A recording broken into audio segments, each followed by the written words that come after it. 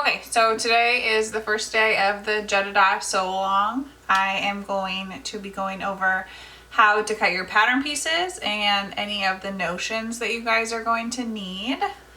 We're going to be doing an elasticated waistband for one of the pairs, and I'm using supplex. And then for the other pair, I'm going to be doing it how it is drafted with the regular waistband. And then I'm going to be using the stretch twill.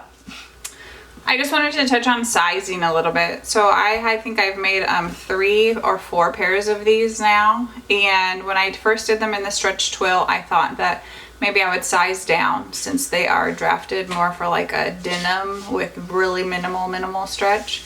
And so I sized down, and those pictures are posted like in the cover photo if you want to look at the fit pictures of those. Excuse me. But I found that it wasn't really necessary. So for these ones, I'm going to be doing them in the size that Travis measured, which is the 36. And I would suggest, unless you want like a tighter fit, to also be going with the size that the person that you're making them for measures as well. If they have like super skinny legs or something, then maybe sizing down would be good in just the legs. And then that's going to be for the supplex and for the stretch twill. I'm just doing the size that he measured. Okay, so now we're going to cut out our fabric. For the shorts, you can go ahead and mark how long you want the inseam to be. I think Travis likes the inseam. Let's see what this is. This is about 7 inches, so that's his preferred inseam. He's also shorter than I think the pattern is drafted for. So I just take a little bit off the bottom. You can measure on the person that you're making them for and see how long they would prefer the shorts to be. And then you're going to want to do that on the front piece and the back piece. Now the main difference for when you're going to be doing the elasticated waistband is that we need to attach the back yoke to the back pant piece. So your back yoke piece should look like this, and you see there's a notch on here, right here. So I've already done it on this piece, but for yours, you mark or match up that notch and then put like a piece of tape there or something like that. And then you're going to want to cut notches into the top of this back yoke piece so that it lays the bottom of the back yoke piece flat. So it should look like that when you're done. And what this does is creates enough space to be able to feed the elastic through, or the elastic will go through the waistband. But so when you feed the elastic through the waistband, it will be able to gather enough to fit this back yoke piece. And so for the ones with the elasticated waistband, I'm going to be doing welt pockets. I'll give you guys the measurements for the size that you need to cut those for. And then if you're doing how they're drafted, you're going to have the patch pocket piece, which is this. And so you'll need to cut 2 of those, and really make sure that you guys are marking all of the notches. They're super important for this pattern, and it really helps everything lay a lot nicer.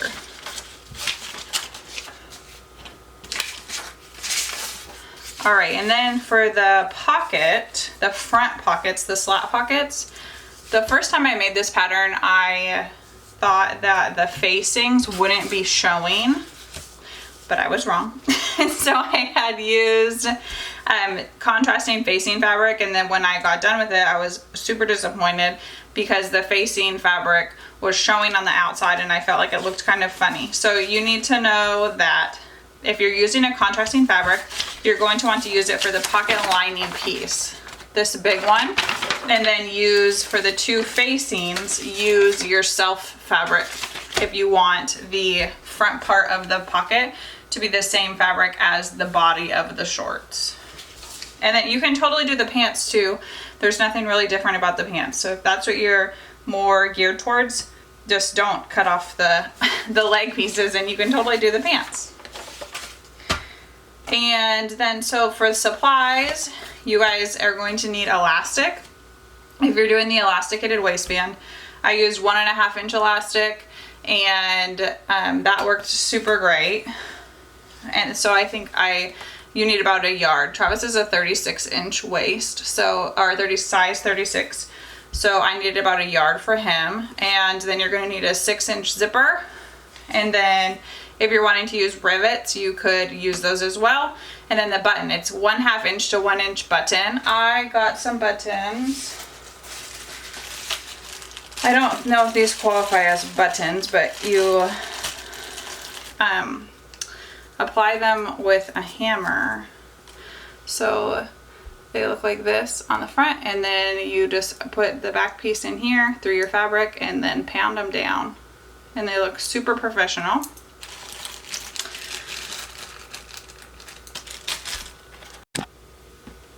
So the button, and then I find it really important to use chalk or a marking pen. My pen, let's see here. I moved everything around and now of course I can never find anything. So this is what my chalk looks like. And then my marking pen is just one of these. So you can, also I think they make chalk pens, which are super helpful. And so one of those, and then you're going to want medium weight interfacing. The pieces you have to interface are the waistband, super important, so it keeps its shape. And I didn't interface the waistband though when I made the elasticated waist. Since I'm going to be gathering it, I didn't want it to be that bulky. But for the traditional one, it's definitely necessary. So the waistband, and then I think the zipper fly was the other piece. So enough to do those. And with the interfacing, you can just piece it together. I think I use mostly scraps for mine.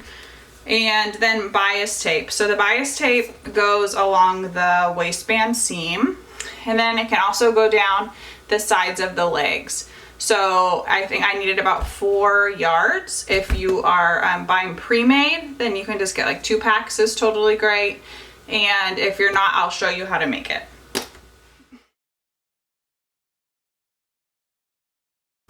Okay, so let's go over how to make the bias tape. You are going to take your piece of fabric that you want to use for your bias tape and then fold it at so the edges meet up, and this should be an even diagonal. And then like I said before, you're going to want about probably 4, 5, 6 yards of it. So if you buy pre-made, 2 packages is probably more than enough. Or if you just want to make it yourself, that is always super easy as well. So you have it at the angle right here, and then we're going to cut it off right here.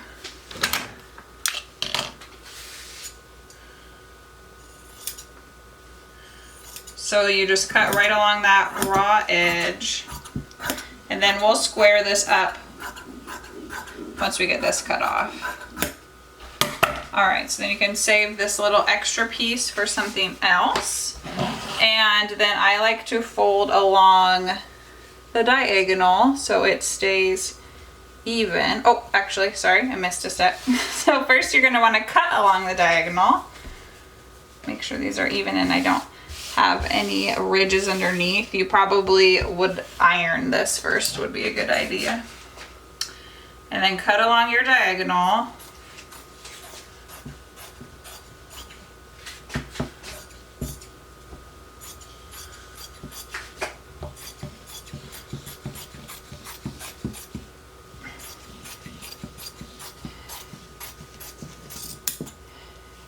All right, and fold these together. There we go. So the reason why you cut it on the bias, which is just the diagonal, is because it has a little bit of stretch. Since this is a woven fabric, if you go selvage to selvage, it's not going to really have any stretch. But along the bias, it has a fairly decent amount of stretch. So then you take your ruler, and I'm going to cut mine 2 inches wide. So I lined this edge that was the original diagonal along one line. And then set up your ruler 2 inches away from that. You can use your rotary cutter.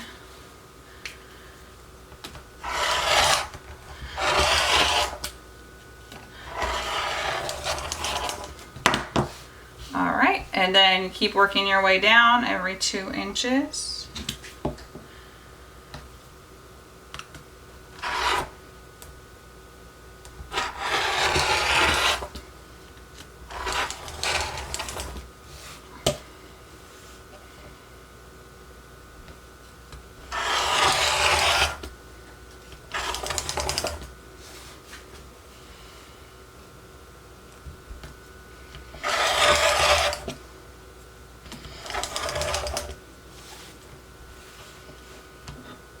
Make sure it stays right on the line so it's going to be straight.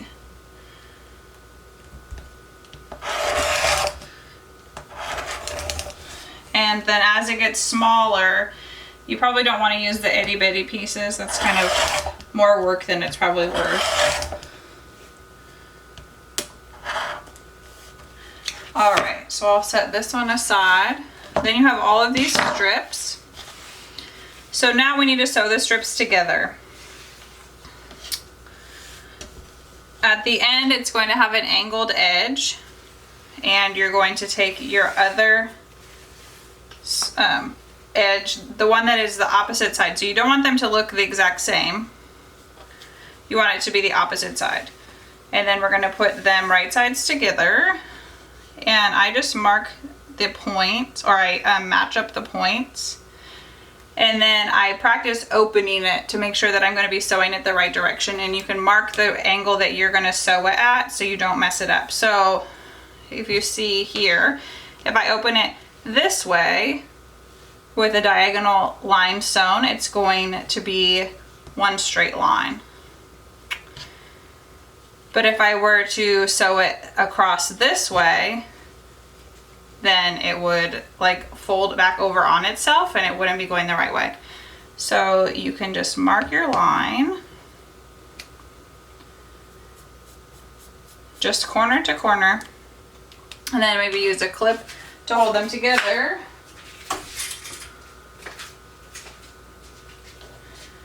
And you're just going to sew right along your line and then trim right next to it. So then when you open it up, it will just look like this. And you do that all the way down with all of your pieces. Okay, so now I've sewn these pieces together and I'm just going to trim off the excess. And you can iron this flat. And it looks so nice. At the angle, it is harder to see where you change pieces when you've attached it, whereas if you did it just straight up and down, it is way more apparent. Okay, so now to iron it. The trick with the double fold bias tape is to fold it in half, wrong sides together, and then you're going to iron along this seam, and then once you've done that, you open it back up and fold each raw edge into that center seam that you just creased. They also make bias tape makers that you can just feed the end through and it folds it for you. That's an option as well. So you take your iron, fold it in half, iron all the way down, open it back up, and then fold both raw edges into the center. And then once you fold that whole thing in half, it's going to be 1/2 inch wad. And you need probably about 4 to 6 yards, I would say, is a good estimate.